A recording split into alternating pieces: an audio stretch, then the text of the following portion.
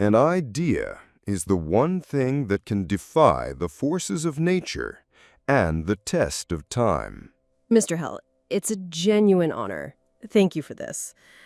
When I think about your work, the first thing that comes to mind, of course, is Think and Grow Rich. But it isn't just a book, is it? It feels more like a foundational text, almost the unofficial scripture for anyone with real ambition. It's a cornerstone in every library of success across the world. That's very kind of you, Dr. Sinclair. It's gratifying to know those words have served as a spark for so many. But I've always believed the book itself is merely a map, a guide. The real territory is the vast, uncharted landscape of the human mind. A map alone gets no one to their destination. One must actually walk the path. Exactly. The uncharted landscape of the human mind. What a perfect phrase. And that brings me directly to a critical question, a challenge, really, one that is very specific to our world today. I'm eager to hear it. A challenge is always an opportunity for clarity. It is. You see, in your time, presenting a philosophy of success was a revolutionary act, a singular idea. But today, we are drowning in an ocean of information.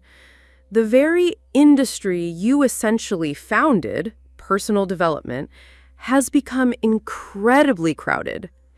Anyone with a website, a YouTube channel, can call themselves a success coach. And frankly, if I'm being honest, the space has become noisy, at times even notorious, filled with hollow promises and quick fixes. My fundamental question, Mr. Hill, is this. What is your true legacy in this whirlwind of noise? And more importantly, how does a curious person today, someone genuinely seeking truth, distinguish your original potent message from all the commercialized static? Is there a risk, with all the respect I hold for you, that your philosophy has become a beautiful museum piece? Powerful, yes, but perhaps a little too classic for the hurricanes of the modern world? An extraordinary question, and a fair one, Dr. Sinclair. A very insightful one. You ask if this philosophy is a museum piece. Perhaps the best way to answer your question about today is for us to take a brief journey together to yesterday, to the world that existed before these ideas were ever written down. Can you imagine such a world? I can try, but I think it's difficult for my generation to fully grasp. We were born into a world where the concept of personal growth is a given. It's an established industry. But you're speaking of a time when that industry didn't exist at all. Is that right? That is precisely right. It didn't exist because the core idea behind it didn't exist. In that era, success, especially great financial success, was viewed as an accident, not a process. People believed it was the result of one of a few things: pure luck, being born into the right family, having the right connections, or perhaps some form of divine providence granted only to a select few. So the notion, the idea that an ordinary person, a farmer, a factory worker, a simple clerk, could fundamentally alter their station in life by applying the power of their mind, that idea just wasn't on the table. Not in any popular sense. Success was a secret that seemed to belong exclusively to a handful of titans like Andrew Carnegie, Henry Ford, or Thomas Edison. People looked upon these men as if they were a different species, molded from a different clay, as if their genius was something they were born with. And you sat with these titans. Your mission began with your meeting with Andrew Carnegie, correct? That's where the story turns. It is.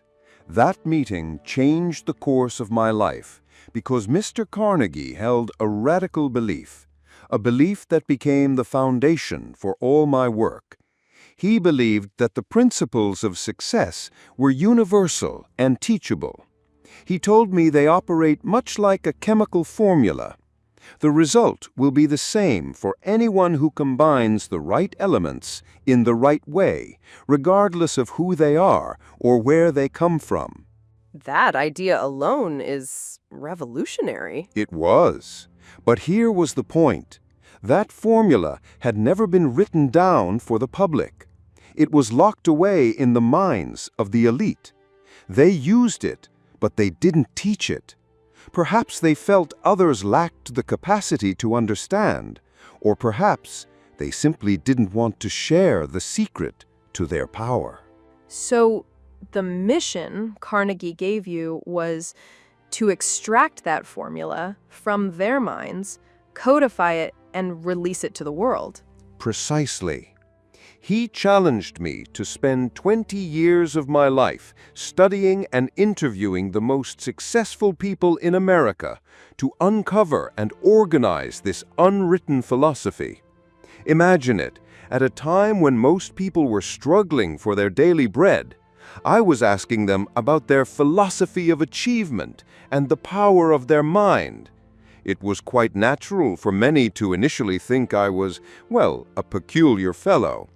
The goal was to, for the first time in history, transform success from a private secret held by a few into a public science accessible to anyone with a burning desire to learn. From a secret to a science.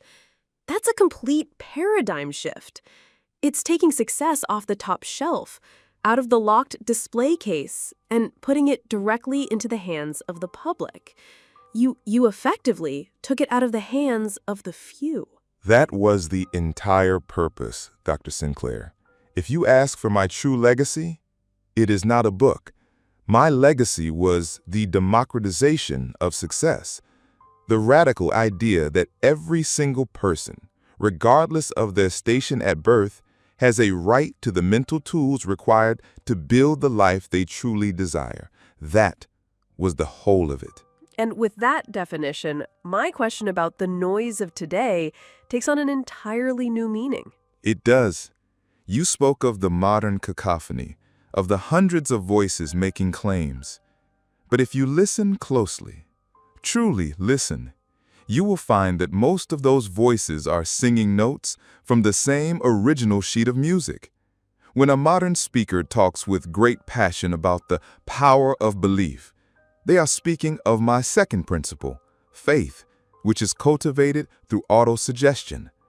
When they stress the critical importance of a clear written purpose, a personal mission statement, and of burning all bridges behind you, they are describing the first principle, a burning desire fused with a definite purpose.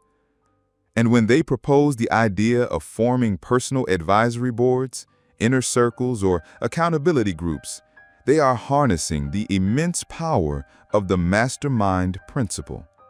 The concepts may have new names, different packaging, but the essence, the core engine, remains unchanged.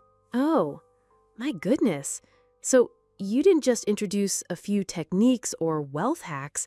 This is so much deeper than that. You essentially invented the language of individual achievement.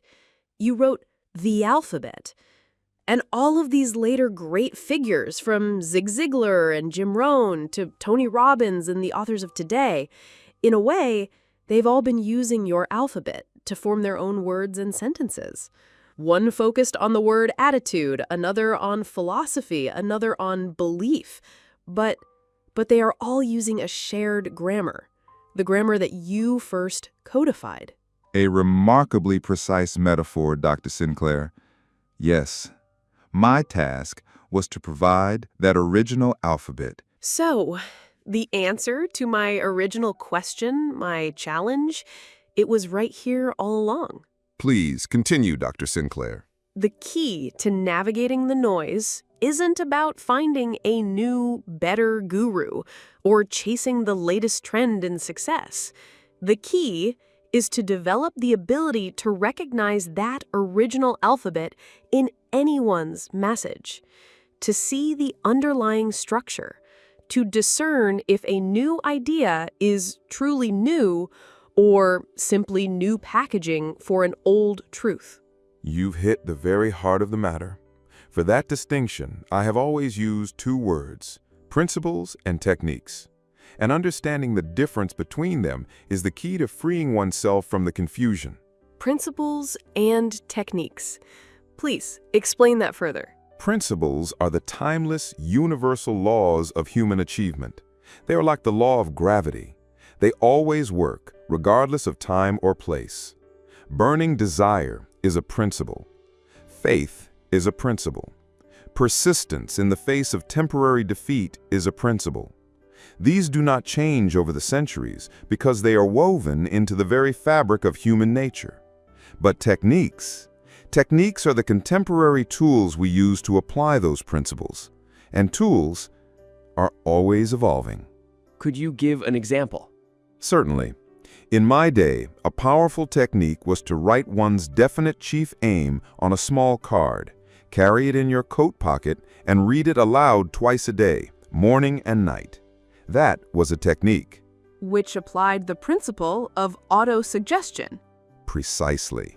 Today, your technique might be setting a daily reminder on your smartphone, or recording your goals in your own voice and listening to it during your commute, or using an advanced application for mental visualization.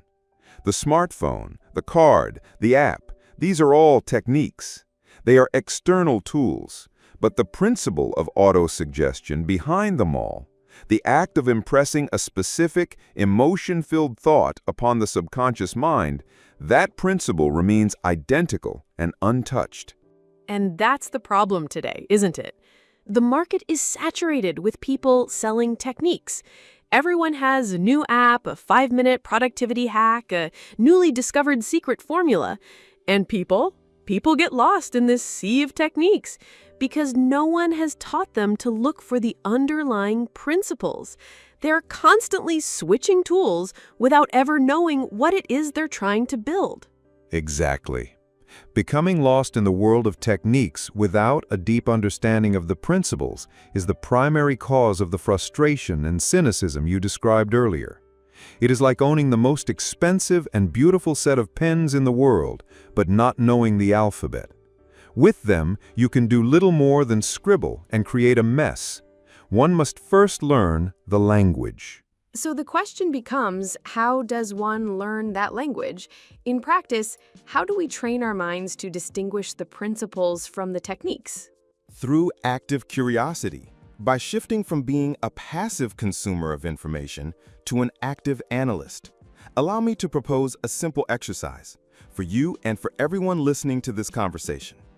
This week, instead of trying to follow a dozen new voices or consume another new book, do something different.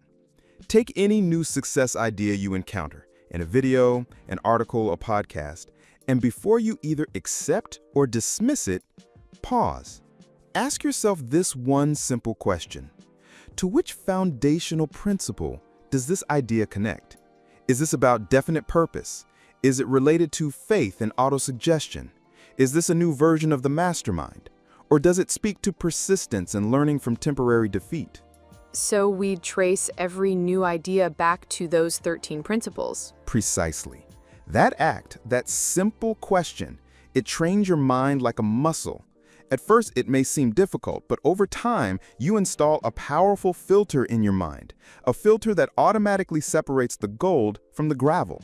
And at that point, you are no longer drowning in an ocean of information. You are the captain, navigating upon it. That's brilliant, because that practice returns the power to the individual. You stop waiting for someone to hand you the answer. You develop an internal compass to evaluate all paths. So, in the end, after this conversation, my understanding is this. Napoleon Hill is to the world of achievement what Euclid is to the world of geometry. We may build far more complex skyscrapers today with our modern tools and computers, structures Euclid himself could never have imagined. And yet, Every single one of them is built upon the same simple, timeless, self-evident principles that he first codified, the principles of lines and angles and forms. You taught us the alphabet of achievement, and now the task for each of us is to use that alphabet to write our own unique story.